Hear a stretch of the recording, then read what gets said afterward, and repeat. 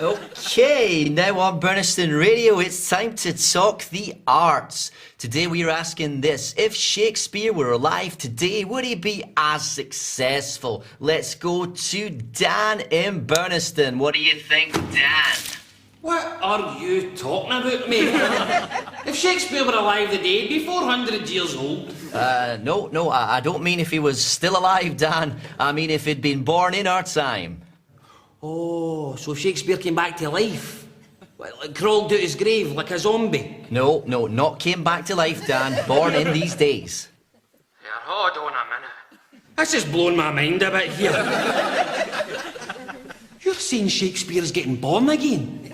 So he's been born twice? No, this is the first time he's been born, Dan. Oh man, this is getting wild. So his mother and father would have to be born again? That was Dan.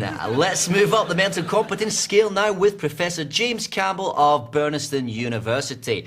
James, if Shakespeare's works were never written and he wrote them today, would they be as successful? As successful as what? As successful as the works of Shakespeare have come to be. You just told that poor man, Dan, that Shakespeare was never born back then, so all those wonderful plays don't exist. what, pray tell, are you comparing his new plays to? As successful as what? As successful as the success that marked the release of the original plays.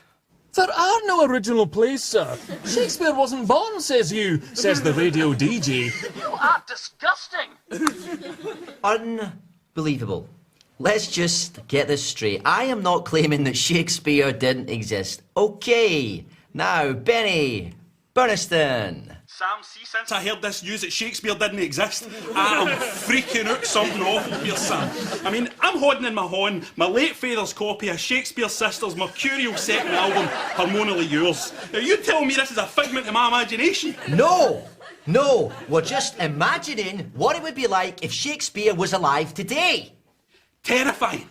It would be terrifying, because there's all these things named after a guy that didn't exist until today.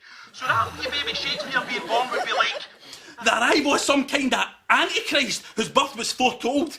I mean, Sam, I was smoking a Hamlet cigar this morning. I was smoking something that shouldn't exist. That's it, I'm burning my house down. Whoa,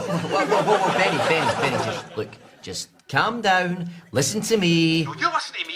When Marty McFly went back in time and got halfway his own mother, his horn disappeared. What's going to happen when that wee baby smokes a Hamlet cigar? His lips will vanish. Look, I think everybody just needs to calm down. If that wee baby watches Baz Luhrmann's audacious second feature, Romeo and Juliet, his head will turn into a gas. Then he'll not be able to think any plays. And that'll mean Shakespeare's works won't even exist in the future, creating this time paradox, and we'll all get sucked into a time hole. Right, Sam, must be a way, cheer up. Jane, Burnistoun. Well, thankfully, Sam, some of your listeners do have half a brain in their heads. I think the question really comes down to whether you feel that Shakespeare's work... I'm sorry, Jane, I'm going to have to cut you off there. I'm afraid that's us filled our arts quota for the week.